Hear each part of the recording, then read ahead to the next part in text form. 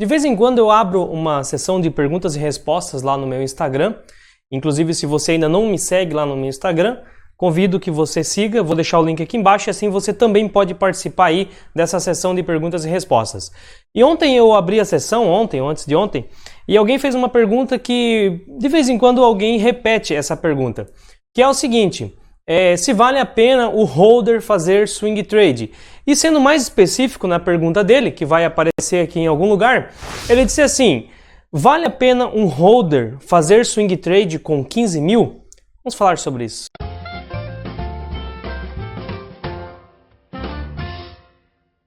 Meu nome é Leandro Cabral, esse aqui é o canal 500 Pratas. Além desse canal, estamos em outras redes sociais, todos os links estão aqui embaixo.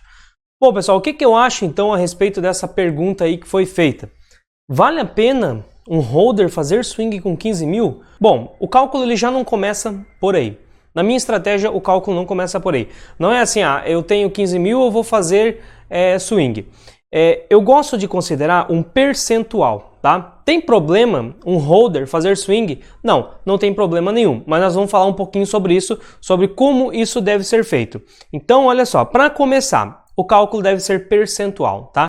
Então, se você é holder, você tem que decidir assim, bom, eu também, além de holder, eu quero seguir um pouco de outra estratégia e eu quero fazer swing trade. Então você vai determinar quantos por cento do seu patrimônio você vai destinar para o swing trade e não um valor. Porque você dizer, eu 15 mil, de repente você tem 20, então você vai deixar 5 no holder e 15 mil no swing. Aí você tá mais para swing do que para holder, tá? Então assim, eu, por exemplo, Leandro, eu também faço swing, tá? O meu foco principal é holder. Eu gosto até muito mais da minha carteira de holder. Mas como o mercado, ele sempre aparece uma oportunidade ou outra, eu tenho sim uma carteirinha de swing.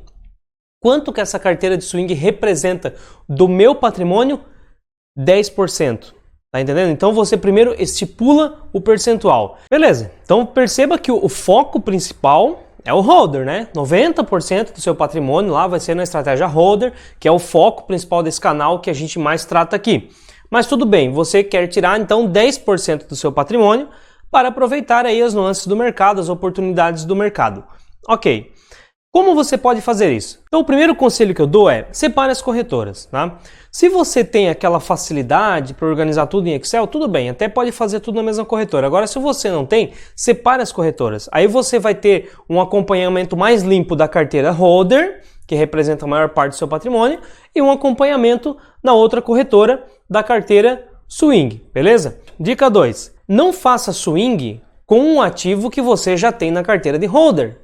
Porque para você é uma coisa, agora para a declaração de imposto de renda é outra coisa. Então não interessa. Se você tem lá, vamos pegar como exemplo aqui a Petrobras. Você tem Petrobras na sua carteira de holder.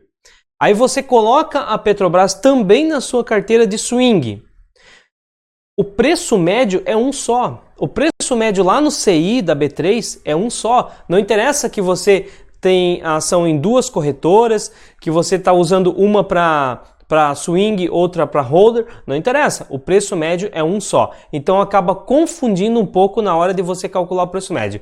É por isso que é interessante que existe aquelas ações que você vai utilizar para holder e aquelas que você vai usar para swing. Não misture as estratégias com os mesmos ativos, porque isso pode ficar um pouco mais complicado para você calcular preço médio e declarar imposto de renda. Beleza, outra coisa que tem que estar claro para você é qual a estratégia que você vai usar para cada ativo.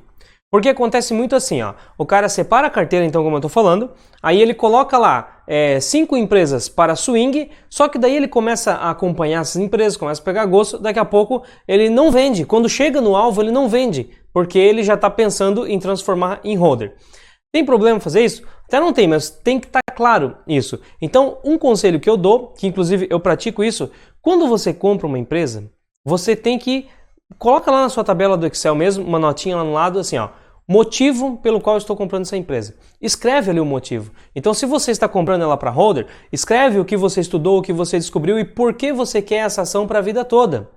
Se é swing, também escreva os motivos pelo qual você está entrando. Qual foi a oportunidade que você enxergou para resolver fazer um swing com essa ação. E quando for vender, a pergunta deve ser refeita. Por que eu estou vendendo essa ação? Então isso vai fazer com que você gire menos o seu patrimônio e quando você girar, você vai ter um motivo claro. Porque o que acontece muito é a pessoa ela tem uma carteira, aí às vezes a pessoa vem e diz assim, Leandro, o que você acha da minha carteira? Tal, a gente acaba discutindo lá no grupo do WhatsApp, aí eu pergunto assim, tá, por que motivo você colocou essa empresa aqui em carteira? A pessoa não sabe dizer. Então se você não sabe dizer o por que motivo você colocou aquela empresa na carteira, tem alguma coisa errada. Você tem que voltar a estudar. Então, tanto para buy hold, ou se você quiser usar as duas estratégias, um pouquinho de buy hold, um pouquinho de swing, use essa estratégia, galera. Se pergunte primeiro por que eu estou colocando essa ação na minha carteira. Tem que ter uma resposta. Se você não tiver uma resposta clara, não coloque. Só coloque depois que a resposta estiver clara para você mesmo. Você tem que se convencer disso. E segundo, na hora de vender, refaça a pergunta. Por que eu estou vendendo? E a resposta tem que estar clara para você. Se não estiver clara, não tem por que você se desfazer também daquela empresa. Então eu espero que tenha respondido essa questão. Respondendo então não, eu não acho interessante você pegar 15 mil e colocar para swing. Eu acho interessante que você coloque um percentual do seu patrimônio. E se pule, se você quer colocar 5, 10, 15, 20%.